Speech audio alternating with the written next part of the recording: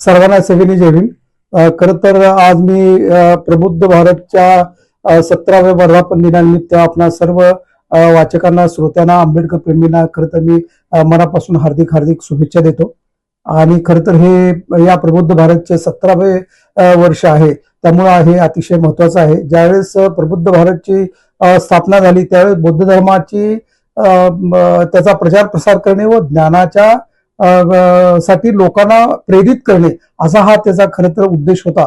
त्यामुळं आता हे 17वे वर्ष प्रबुद्ध भारतचे अतिशय महत्वाचं व उल्लेखनीय आणि अतिशय महत्वाचं आणि लोकांना प्रेरणा देणारं खरं तर म्हणावं लागेल. कारण आंबेडकर चळवळीला एखादं हे वर्तमानपत्र असणं ही सध्या गरज आहे. कारण काय झालेलं आहे की सध्या ज्यांना लोकशाही नको, ज्यांना लोकशाही समाजवाद नको, ज्यांना भारताची राज्यघटना नको, ज्यांना वैज्ञानिक दृष्टिकोन हा सार्वत्रिक होऊ नये असं वाटतंय, ज्यांना समानता नको, स्वातंत्र्य नको, ज्यांना बंधुता नको, ज्यांना वैज्ञानिक दृष्टिकोन हा जो आहे तो किंवा ज्ञानाच्या किल्ल्यात ज्ञानाच्या मक्तेदारा आपल्याकडेच राहावं असं वाटतं, अशा सरंजामशाही सूत्रात वावरणाऱ्या धर्मांध शक्ती खरं तर जनतेमध्ये वैरभाव निर्माण करीत आहेत.